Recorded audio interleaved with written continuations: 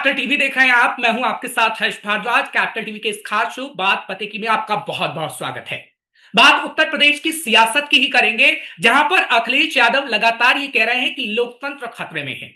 अखिलेश यादव का एक बार फिर से ये नैरेटिव गढ़ना कि संविधान खतरे में है, लोकतंत्र खतरे में है, कितना रंग लाएगा, क्योंकि योगी आदित्यनाथ की तरफ से भी उसका जवाब दिया गया है।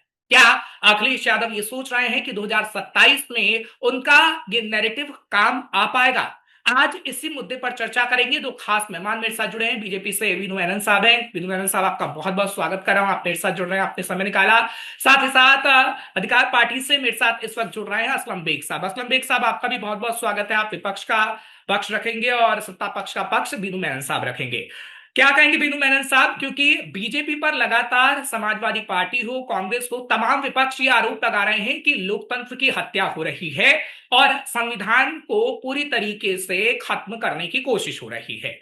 इसको लेकर जब लोकसभा चुनाव में समाजवादी पार्टी गई तो लोकसभा चुनाव में कितनी सीटें आई वो आप भी जानते हैं। हाँ, हम इतना जरूर कह सकते हैं कि उपचुनाव में ये पैतरा समाजवादी पार्टी का काम नहीं आ पाया।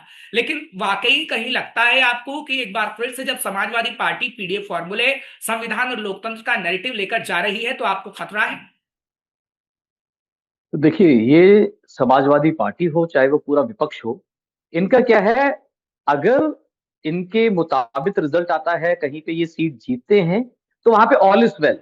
जहां पे हार जाते हैं वहां पे वोट चोरी हो जाती है, कॉन्स्टिट्यूशन खतरे में आ जाता है और हर तरह के नरेटिव्स गढ़ने की ये कोशिश करते हैं।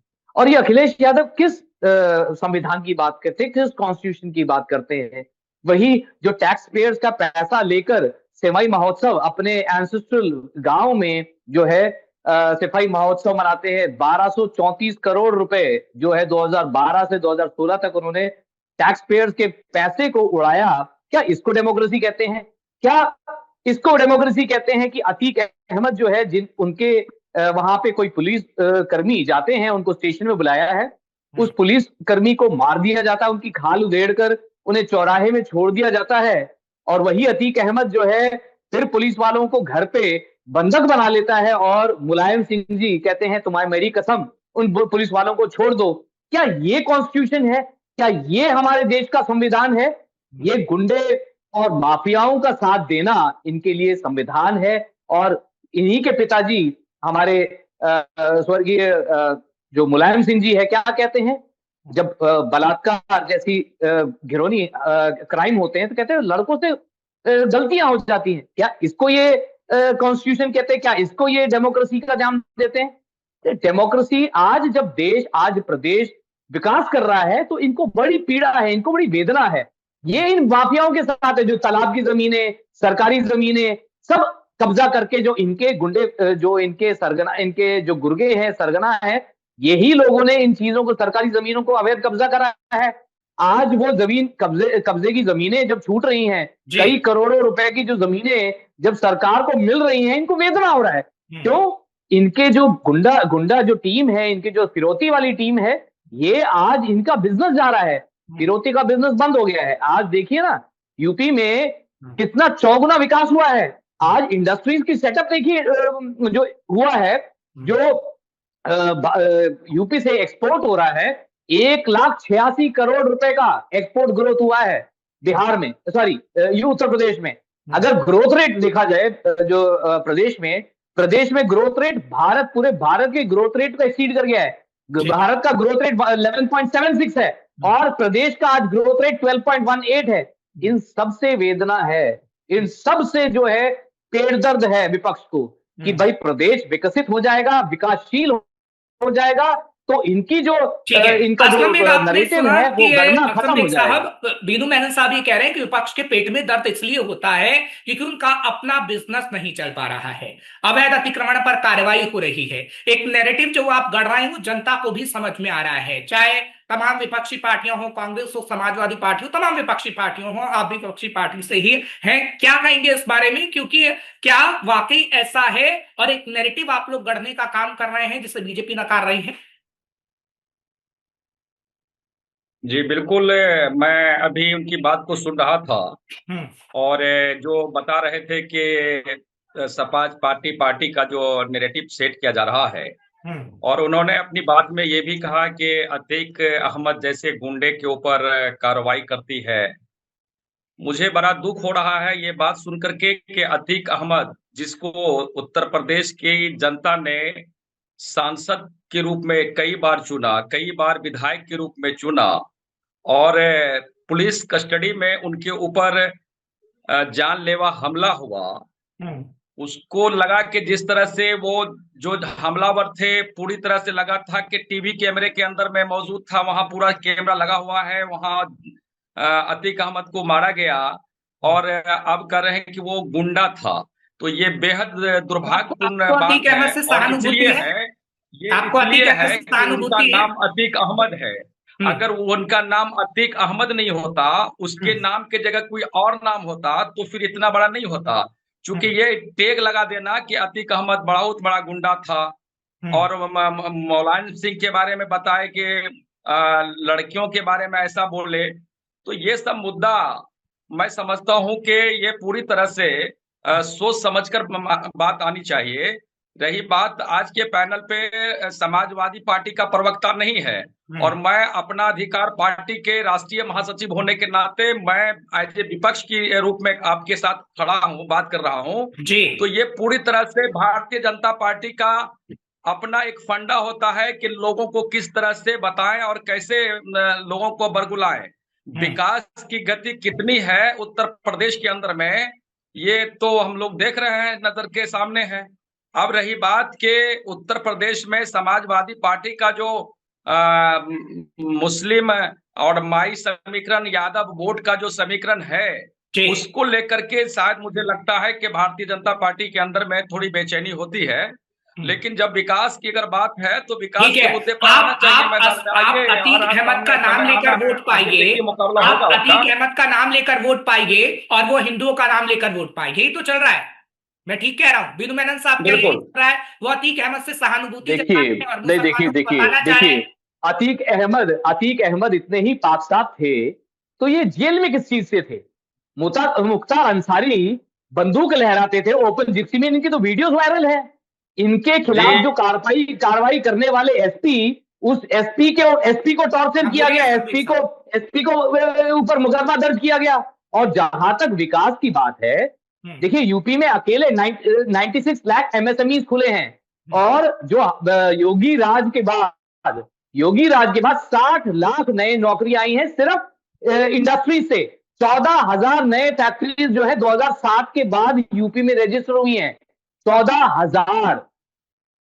पहले क्या था, वहां तो लोग इंडस्ट्री सेटअप करने के लिए डरते थे, फिरौती वसूलने आ जाएंगे। और जहां तक ग्रोथ रेट की बात है, जो जीएसडीपी है उत्तर प्रदेश की, वो आज 29.8 लाख रुपीज है। तो ये विकास है। अगर आप पर कैपिटा इनकम का जो देखेंगे, अगर 2016-17 में अगर आप देखते हैं, तो 52,671 करोड़ रुपए था। आज 2024-25 में 1,08,572 करोड़ रुपए है। तो ये विकास ही तो है। अगर एक्सपोर्ट रेट है, एक्सपोर्ट का ग्रोथ रेट जो उत्तर असलम प्रदेश बेग का साहब अकेला सुन रहे हैं ना? 12.48% है। अगर एक्सपोर्ट ग्रोथ रेट है, अगर एक्सपोर्ट जो ग्रोथ हुआ है, वो 1,86,00,000 करोड़ रुपए का जो एक्सपोर्ट ग्रोथ हुआ है अकेला यूपी में, तो ये यूपी का विकास ही तो है।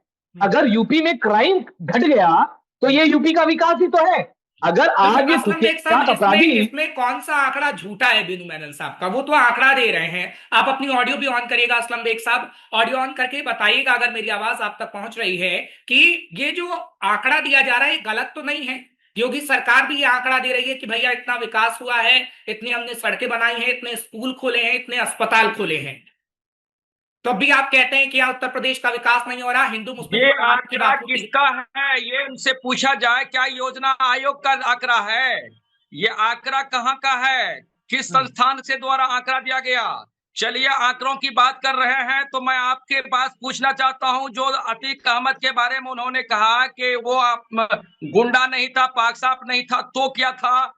मुख्तार अंसारी बिनु मेनन साहब। आर्म्स को लहरा रहे थे, वो कौन था? वो मुख्तार अंसारी जंग आजादी की लड़ाई में लड़ने वाले स्वतंत्रता संग्राम के महासैनिकों में से उनका परिवार है, जो कांग्रेस जैसी पार्टी के राष्ट्रीय अब आप अध्यक्ष स्वतंत्रता सेनानी का परिवार बता दीजिए, क्या बात हुई है? मतलब स्वतंत्रता सेनानी के परिवार में क्रिमिनल का जन्म नहीं हो सकता? भाई सांसद मेरे प्रिय मित्र आप मुझे बताएं, एक स्वतंत्रता सेनानी के घर में अगर एक क्रिमिनल का जन्म हो गया तो आप क्या कर सकते हैं? कि जो अपराधी सूची है उत्तर प्रदेश सरकार का, उसमें मुसलमान कितना है? आप उनका डाटा एक बार बता दीजिए। सिर्फ मुसलमान के नाम पर कि अतीक अहमद अपराधी था, वो गुंडा था, क्या कहते हैं मुख्तार अंसारी साहब गुंडा थे, तो ये कह करके विकास दुबे मुसलमान था, अपनाते हैं। आप मुझे बताएं, तो लाइट मशीन गन गुंडे के हाथ में नहीं होता है तो क्या सिविलियन के हाथ में होता है? सुन लिया जाए बीनू जी, मैं सिर्फ एक बात को सुन लिया, जब मैं समझ रहा हूँ कि इतने बड़े चैनल पे हम दोनों का आज डिबेट हो रहा है कि आप बता रहे हैं कि भारत के बहुसंख्यक समाज को हमेशा डर दिखाते हैं मुसलमानों का, कि मुसलमान अगर आप मुत्तहिद नहीं होगे, आप एक रहोगे तो सेफ रहोगे, बटोगे तो कटोगे। ये देश का सबसे बड़ा बहुसंख्यक समाज को आप बताते हैं। भारत का राष्ट्रपति अल्पसंख्यक नहीं, क्या कहते हैं बहुसंख्यक समाज से है। चलिए ठीक है, साहब आपके सवालों का जवाब देते हैं, लेकिन मुसलमान था, सेना वायुसेना के असलम बेग साहब विकास दुबे मुसलमान था, हिंदू समाज के अतीक अहमद की बात करते हैं कि मुसलमान था, मुख्तार अंसारी की बात करते हैं कि मुसलमान था, विकास दुबे मुसलमान नहीं था ना? बिनुमैन साहब जवाब दीजिए, विकास दुबे कौन थे? देखिए ठीक है बिनुमैन साहब, अब जवाब नहीं होगा। देखिए अंतर कहाँ आता है? देखिए बेग साहब एक मिनट मेरी बात सुनिएगा। अतीक अंसारी हो, चाहे वो मुख्तार अंसारी हो, चाहे अतीक अहमद हो, इसका नाम इसलिए लिया जाता है क्योंकि इन क्रिमिनल्स को बैक करने के लिए आप या दूसरे लोग खड़े हो जाते हैं। और जहां विकास दुबे होता है, विकास दुबे का परिवार उसके सामने नहीं खड़ा होता ये कहकर कि ये क्रिमिनल है। तो यहां अंतर आता है, अंतर सोच की है। अतीक अहमद आप कह रहे हैं स्वतंत्रता सेनानी के, क्या स्वतंत्रता सेनानी के घर में एक क्रिमिनल का जन्म नहीं हो सकता? एक लाइट मशीन गन लेकर चलने वाला व्यक्ति, उसको आप क्रिमिनल कहेंगे या पंडित या मौलाना कहेंगे? आप मुझे बताइए। वह व्यक्ति, उसके खिलाफ जब मुकदमा दर्ज होता है तो एसपी को प्रेशराइज कर दिया जाता है, एसपी के नाम पे मुकदमा दर्ज हो जाता है। वो आज तक 2021 तक वो केस लड़ता है, वो एसपी जिसने उसके ऊपर मुकदमा दायर करने की जरूरत करी, तथा उसको कहीं का नहीं छोड़ती। और जहां तक अतीक अहमद आप कह रहे हैं, अतीक अहमद सांसद से बड़ा वो गैंगस्टर था। जब पुलिस कर्मियों को अपने आप बंधक बना लेता है तो ऐसे व्यक्ति को आप क्या बोलेंगे? एक मौलाना बोलेंगे, पंडित बोलेंगे, क्या बोलेंगे आप मुझे बताएंगे? ऐसे को गैंगस्टर कहा जाएगा। और तत्कालीन मुख्यमंत्री मुलायम सिंह जी क्या कहते हैं? तुम्हें मेरी कसम, उन लोगों को छोड़ दो। क्या ये तरीका होना चाहिए? क्या ये कॉन्स्टिट्यूशन है? या ऐसे गैंगस्टर को उसी दिन ढेर कर देना चाहिए था? आप मुझे बताइए। देखिए अभी विकास दुबे पे और मुख्तार अंसारी दोनों पे बता दीजिए आप मुझे। किसी कम्युनिटी से हो, किसी धर्म से ताल्लुक रखता हुआ अपराधी है। लेकिन आपसे मेरा सवाल है कि अतीक अहमद जैसे लोग ही अपराधी, जिसका आप सरेआम इनकाउंटर होता है, जेल में बंद मुख्तार अंसारी का जो वीडियो वायरल हुआ था, आपने उसको भी देखा होगा कि किस तरह से उनका बयान हुआ। आज भी उनके परिजन का आरोप है कि उनके साथ क्या हुआ। लेकिन ये आपके सरकार में है, सरकार आपकी है, और आपके सामने में कोई भी धर्म के लोगों सब समान होना चाहिए। राष्ट्र धर्म का निभाना जाना चाहिए, ताकि हम आपके भी जाता है, मुख्तार अंसारी भी जाता है। भावना से गर्षित होकर के किसी एक समुदाय समझ में नहीं आता कि बीजेपी के लिए समाजवादी पार्टी, तमाम विपक्ष ये क्यों समझते हैं कि मुसलमान के नाम पर जाति हो रही है, मुसलमानों को टारगेट किया जा रहा है। इस देश में मुसलमान देश का राष्ट्रपति रहा है सर, इस देश में मुसलमान एक राज्य का राज्यपाल भी है, इस देश में मुसलमान अच्छे ओहदे पर भी है। तो ये मुसलमान के लिए ये नैरेटिव बनाना, अखिलेश यादव का कह देना मुसलमानों को प्रताड़ित किया जा रहा है, लोकतंत्र खतरे में है, संविधान खतरे में, ये तो बिल्कुल सही नहीं है, चाहे तमाम विपक्षी पार्टियों की अगर मैं बात करूं। बिल्कुल यही जो मैं बात बोल रहा था, जो मैं अभी कहा था अभी, कि यही बात इनको भी कहा जा रहा है, मुस्लिम समाज को भी यही कहा जा रहा है। वो कहने वाले, ये जो मैं बात पहले भी बोल चुका हूं डिबेट के शो में, कि ये किसी भी तरह से मुस्लिम हितैषी नहीं है। ये मुसलमानों को सिर्फ बहला करके, भय दिखा करके अपनी राजनीति करते हैं। और मैं आज क्या कहते हैं, सपा का प्रवक्ता होता तो उनसे भी सवाल होता। सिर्फ योगी जी को मैं कटघरा में लाऊं, ये मेरे लिए नहीं लगता। आज सपा के लोग भी अगर होते तो मैं पूछता उनसे कि सबसे ज्यादा दंगा समाजवादी पार्टी की सरकार में हुआ है, लेकिन वो हमारे आप तो लिए इमरान मसूद की तरह बातें कर रहे हैं कि समाजवादी पार्टी कांग्रेस कहती है कि हम गठबंधन में हैं, और उसके बाद कांग्रेस बताती है कि समाजवादी पार्टी ने इतने दंगे कर दिए। शायद इसी वजह से बिहार में आयोग है, हार गए उनके लिए आप लोग एक नहीं हो पाए। सब्सिडी है, माइनॉरिटी बच्चे के स्कूल के लिए कितना व्यवस्था है किया उन्होंने, ये सब उनको वोट लेना है, वोट की राजनीति करना है। अखिलेश यादव जी को इससे ज्यादा कुछ नहीं है। विधुमैन साहब देखिए, अगर आप देखें किसी भी प्रदेश में, किसी भी जिले में, गांव में, अगर आप देखेंगे प्रधानमंत्री आवास योजना के अगर बेनिफिशियरी हैं तो वो हिंदू भी हैं, मुसलमान भी हैं। और जहां मुस्लिम बहुल गांव है, क्या वहां पे क्या इसकी सुविधाएं नहीं हुई? क्या वहां पे सड़कें नहीं बनी? वहां पे डिस्पेंसरियां नहीं बनी? परंतु देखिए, अभी भी हमारे शो में अतीक अहमद को और मुख्तार अंसारी को हमारे बेग साहब इनको डिफेंड करने आ गए, और विकास दुबे को, जैसे मैंने कहा, उनका परिवार ने तक डिफेंड नहीं किया। देखिए, धर्म के चश्मे से आप किसी उग्रवादी को, आतंकवादी को या गैंगस्टर को नहीं देखिए, पर अगर कोई इस तरीके से देखता है तो वो सवाल के घेरे में आएगा जरूर।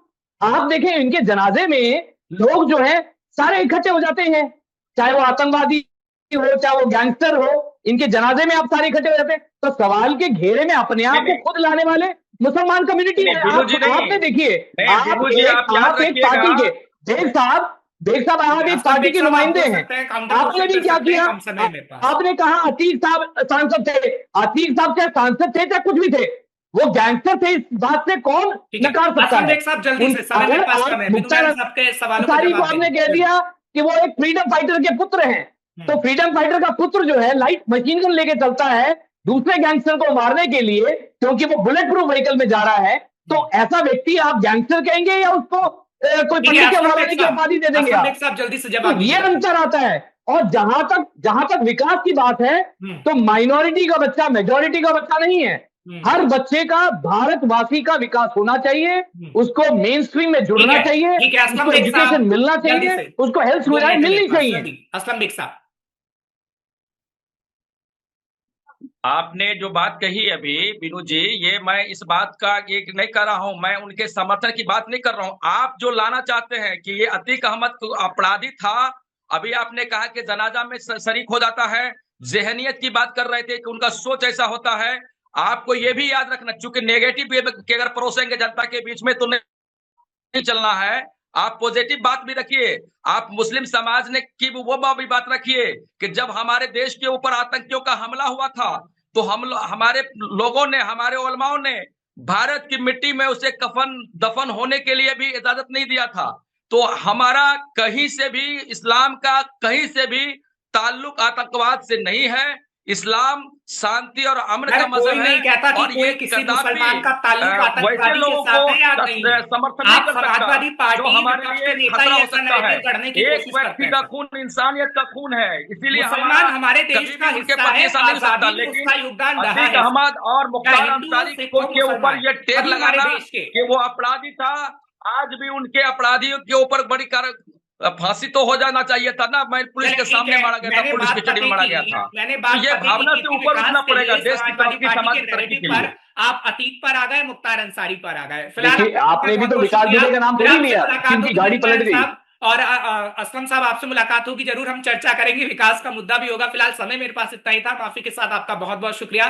फिर मुलाकात होगी, चर्चा करेंगे। फिलहाल हुसैन साहब और असलम साहब राजनीतिक पार्टी से ताल्लुकात रखते थे, और यही हम समझने की कोशिश कर रहे थे कि कैसे राजनीतिक पार्टियां विकास की बात ना करके एक नैरेटिव करने की कोशिश करती हैं, जो आपने इस शो में देख भी लिया है। बात पते की लेकर कल फिर आपके सामने हाजिर होंगे, मुद्दा नया होगा, मेहमान और भी होंगे। मुझे इजाजत दीजिए, नमस्कार।